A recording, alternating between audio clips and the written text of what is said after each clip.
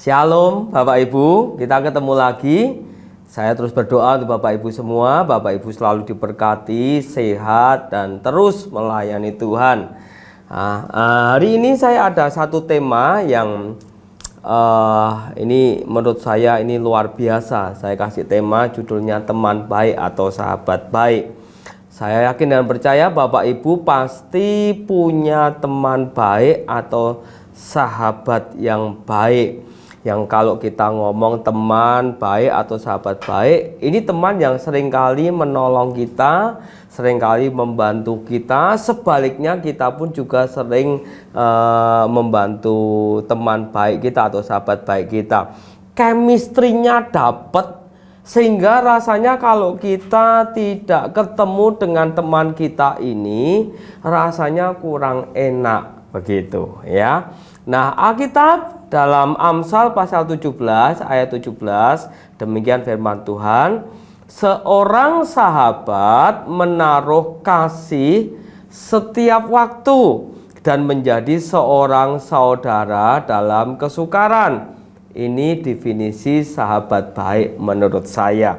Kita berkata, saya ulangi lagi itu Bapak Ibu semua, seorang sahabat menaruh kasih bukan hanya 1 jam, 2 jam atau sementara. Kita berkata seorang sahabat menaruh kasih setiap waktu dan menjadi seorang saudara dalam kesukaran.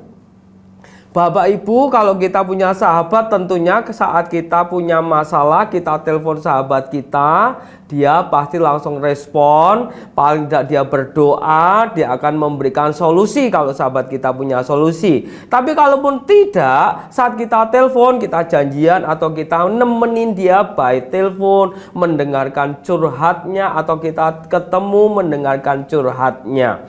Ini seorang sahabat. Nah, di Alkitab ada 2 orang yang bersahabat. Kita tahu ini 2 orang yang luar biasa, yaitu Yonatan dan Daud. Mereka bersahabat, kalau orang Jawa ngomong sahabat kental gitu ya, sahabat yang luar biasa. Mereka saling mau berkorban, khususnya Yonatan. Yonatan ini mau berkorban, bahkan saking dia menganggap Daud ini sahabatnya, sampai-sampai bahkan kalau berakibat buruk pun dia rela. Bahkan berakibat kehancuran diri Yonatan sendiri, dia rela demi Daud sahabatnya. Ini luar biasa Bapak Ibu. Nah, kita tahu Yonatan ini anak daripada Saul, yang tentunya kalau Saul jadi raja, nanti yang akan meneruskan adalah Yonatan. Tetapi perhatikan, mereka ini bersahabat sangat luar biasa, sangat kental sekali. Bahkan Yonatan pun tahu nanti yang akan menjadi yang akan menjadi raja adalah sahabatnya sendiri, yaitu Daud. Bahkan dia rela untuk menjadi nomor 2 setelah Daud, bahkan nomor sekian. Ini seorang sahabat yang luar biasa. Bagaimana dengan saudara dan saya? Apakah kita punya sahabat yang seperti ini? Mungkin kita tidak punya, tapi percayalah kita punya Tuhan, punya Yesus yang sebagai sahabat kita. Dia selalu menemani kita, dia selalu menolong kita, dia selalu hadir saat kita punya masalah, dan dia selalu punya solusi untuk saudara dan saya. Nah, kita belajar satu peristiwa yang ini kurang bagus sebenarnya. Kita tahu peristiwa Amnon dan Tamar, Bapak Ibu ya. Kita tahu Amnon ini adalah anak daripada Daud juga. Nah, Absalom ini punya adik yang namanya Tamar. Alkitab berkata si Tamar ini masih perawan dan cantik sekali. Nah, suatu saat Amnon ini jatuh cinta kepada Tamar yang saudaranya sendiri. Nah, mestinya kalau dengan saudaranya sendiri nggak boleh. Di peristiwa berikutnya Tamar berkata, saudaraku Amnon, jangan lakukan ini, jangan aku diperkosa, begitu.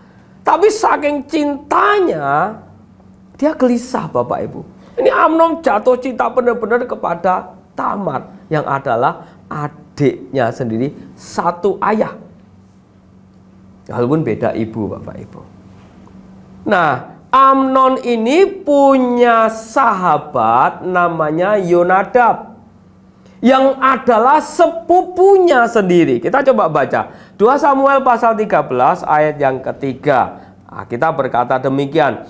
Amnon mempunyai seorang sahabat bernama Yonadab anak Simea, kakak Daud. Masih saudara-saudara sepupuan. Yonadab itu seorang yang sangat cerdik. Amnon punya sahabat namanya Yonadab. Yonadab ini cerdik. Tentunya kita senang kalau kita punya sahabat yang pinter, yang cerdik, pinter kasih solusi. Tentunya solusi yang baik dan benar. Solusi yang sesuai dengan yang Tuhan mau. Bukan memberikan solusi yang jelek seperti Yonadab ini. Ayat yang ketiga. Ayat yang keempat saya bacakan. Katanya kepada Amnon, "Hai anak raja, mengapa engkau demikian merana setiap pagi? Tidakkah lebih baik engkau memberitahukannya kepadaku?" Kata Amnon kepadanya, "Aku cinta pada Tamar, adik perempuan Absalom, saudaraku itu." Nah, kalau ada sahabat kita, teman kita yang lagi sedih, kita mesti tanya tuh, kamu sedih kenapa? Ngomong dong, curhat, supaya aku memberikan solusi kepadamu. Saya percaya Bapak Ibu kalau punya sahabat juga, sahabat kita kalau lagi masalah atau punya masalah, teman kita punya masalah, kita pasti akan mengajukan diri untuk memberikan solusi. Paling tidak mendengarkan apa yang dirasakan. Sama seperti Yonadab, Amnon, temanku, sahabatku, yang masih saudaraku, kamu kenapa? Nah, Amnon berkata, "Aku cinta pada Tamar, adik perempuan Absalom, saudaraku itu." Nah, ini nasihat yang diberikan oleh Yonadab. Di ayat yang kelima berkata, "Lalu berkatalah Yonadab kepada Amnon, berbaringlah di tempat tidurmu dan berbuat pura-pura sakit. Apabila ayahmu datang menengok engkau, maka haruslah engkau berkata kepadanya, izinkanlah adikku Tamar datang memberi aku makan. Apabila ia menyediakan makan di depan mataku, sehingga aku dapat melihatnya, maka aku akan memakannya dari tangannya." Ini nasihat yang tidak boleh kita tiru, Bapak Ibu. Nasihatnya sepertinya baik, sepertinya. Tapi dia memberikan nasihat, si Yonadab memberikan nasihat kepada Amnon, nasihatnya jelek, yang berakibat karena dia pikir, ini nasihat orang cerdik, Amnon mengerjakannya, sampai akhirnya Amnon memperkosa Tamar dan membuat aib dalam rumah tangga Daud, sampai akhirnya berapa tahun kemudian Absalom marah dan membunuh Amnon. Bapak Ibu, kalau menjadi sahabat, hati-hati. Berikan solusi yang baik sesuai firman Tuhan kepada sahabat kita, teman kita, kalau teman kita lagi punya masalah. Jangan bahasa Jawanya diblondroke, jangan saudara. Tapi kita berikan nasihat, walaupun itu tidak enak sekalipun, Bapak Ibu, lebih baik kita berkata, ini sahabat kepada sahabat kita, teman baik kita, ini solusinya walaupun kamu tidak suka, tapi ini yang Tuhan mau. Yang Alkitab ajarkan, kebenarannya seperti ini. Jangan kita memberikan nasihat yang sepertinya enak di telinga, tapi sebetulnya kita tahu nasihat kita itu menjerumuskan, atau yang tadi saya katakan blondroke, Bapak Ibu. Demikian juga kalau kita punya sahabat, saudara. Kalau kita punya masalah, terus sahabat kita, teman kita memberikan solusi, kita mesti dengarkan apakah ini dari Tuhan atau tidak, membuat damai sejahtera kita atau tidak. Suatu saat saya ketemu dengan dua suami istri, sepasang suami istri dan satu orang yang lain. Yang satu ini lagi punya masalah. Saudara tahu, Dia tanya, kemudian suami istri memberikan nasihat yang menurut saya tidak bijak.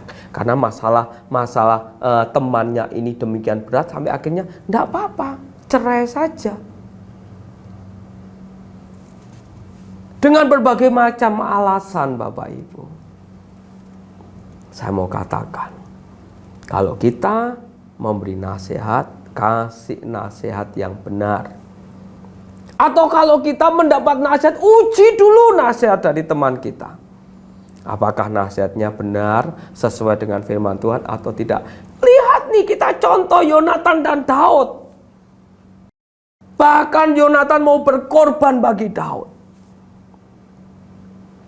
Nah, Bapak Ibu yang dikasih oleh Tuhan, kalau saat ini kita belum punya sahabat seperti Yonatan atau Daud, tidak apa-apa. Kita punya Tuhan yang menjadi sahabat kita. Percayalah, Dia pasti akan kasih solusi yang tepat, terbaik buat kita. Walaupun kelihatannya tidak enak. Saya berdoa hari ini kita menyadari hal ini, dan kalau kita menjadi sahabat, jadilah sahabat yang baik. Bukan sahabat yang menjerumuskan. Saat kita memberikan nasihat, Roh Kudus pasti akan menolong kita, memberitahukan kepada kita apa yang harus kita nasihatkan kepada teman kita, kepada yang kita katakan sahabat kita. Hati-hati Bapak Ibu. Amin. Saya berdoa biar sharing hari ini memberkati Bapak Ibu semua dan kita menjadi sahabat yang baik. Mari kita berdoa sama-sama. Tuhan Yesus, kami bersyukur untuk hari ini, untuk sharing, untuk firman hari ini. Kami berdoa, kami rindu kami menjadi sahabat sama seperti Yonatan dan Daud yang bahkan rela berkorban walaupun berat, tapi tolong kami Tuhan, Engkau yang memampukan kami supaya kami boleh memberikan nasihat dan kami menjadi sahabat yang baik, teman yang baik. Kami tidak mau seperti Yonadab yang hanya sekedar untuk menyenangkan hati atau telinganya Amnon, dia memberikan nasihat yang jelek yang berakibat kepada kehancuran diri sahabatnya atau si Amnon ini. Tolong kami Tuhan Yesus, dan kami bersyukur kalau kami punya sahabat yang sangat baik, yaitu Engkau sendiri. Engkau sudah berkorban mati bagi kami, itu sudah cukup menjadi bukti bahwa Engkau sahabat yang luar biasa. Terima kasih, hormat, pujian, kemuliaan bagi Engkau di dalam nama Yesus. Amin. Tuhan Yesus memberkati Bapak Ibu. Amin.